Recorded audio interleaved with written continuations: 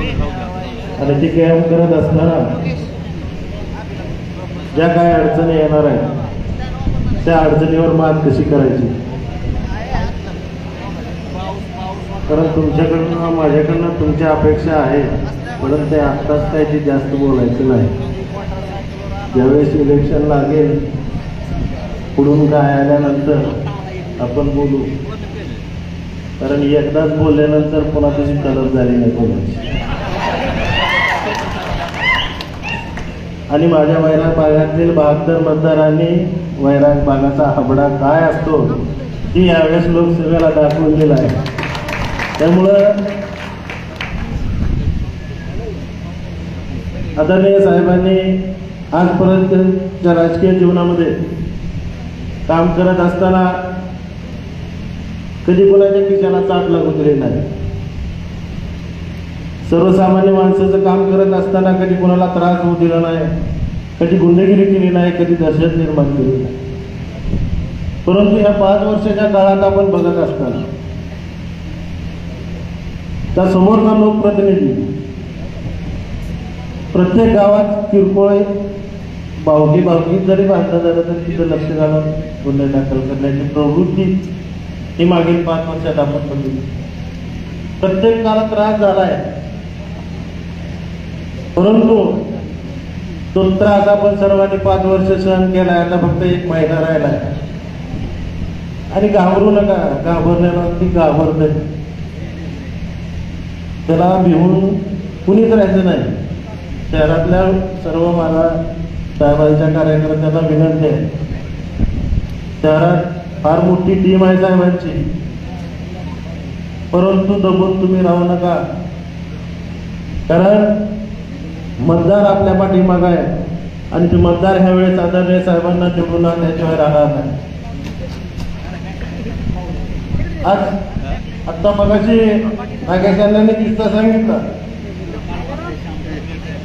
की काल परवा देवीच्या ह्याच्यात काहीतरी तक्रार झाल्या, श्रीमंतांच्या बंगल्यावर मिटिंगला असताना त्यांच्यावर 307 गुन्हा दाखल केला. आणि ते समजल्यानंतर आम्ही सर्वजण साहेबांसहित सगळेजण त्या ठिकाणी पोलीस स्टेशनला जाऊन बसल्यानंतर तो मोठा गुन्हा दाखल केला. त्याच्या बाबतीत साहेबांनी स्पष्ट सांगितलं की इथून पुढच्या काळात जर मोठा गुन्हा कोणावर दाखल झाला तर आम्ही सर्व कार्यकर्ते येऊन या ठिकाणी ठिय्या आंदोलन करू. पण ते साहेबांनी आता मनावर घेतलेलं आहे. पहिलं बी होतं, परंतु जर प्रत्येक कार्यकर्त्याला जर त्रास झाला तर त्या ठिकाणी स्वतः साहेब सुधीर भाऊ असतील, योगेश मालक असतील, त्या ठिकाणी हजर राहतील याची ग्वाही आम्ही तुम्हाला या ठिकाणी. कारण सर्वांनी सांगितलं की आपल्याला नम्रपणाने जायचंय, नम्रपणाने जायचं, पण पुढचं नागवत आले की आपल्याला ते त्याला नागवावं लागते. कारण लय बी साम साम साम म्हणून आपल्याला थोडा दंड बी द्यावा लागतो, त्याच्याशिवाय चालतच नाही. कारण तरुण पिढी आज तुमच्याबरोबरची माणसं वयस्कर माणसांना ते बरोबर आहे, पण तरुण पिढी जी आहे त्यांना प्रत्येक ठिकाणी त्रास होत असताना त्यावेळेस आपण शांतही बसलं नाही पाहिजे, जसंच त्याचं उत्तर दिलं पाहिजे अशी मी आज साहेबांना विनंती करतो. आणि आपण हे इलेक्शन लढत असताना इलेक्शन जिंकणार तर आहोतच, परंतु साहेबांना माझी विनंती आहे की इलेक्शन झाल्यानंतर ज्या ज्या गोष्टी या 5 वर्षात कार्यकर्त्यांना त्रास झाला त्याचा बदला घेतल्याशिवाय आपण राहिलेला आहे. कारण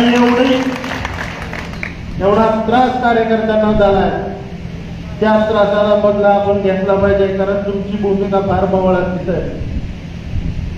ज्यावेळेस आपण मला म्हणता जाऊ दे आपली प्रवृत्ती तशी नाही, आपण सांभाळून घेतलं पाहिजे, पण तीच माणसं पण आपल्या बोकाने बसते.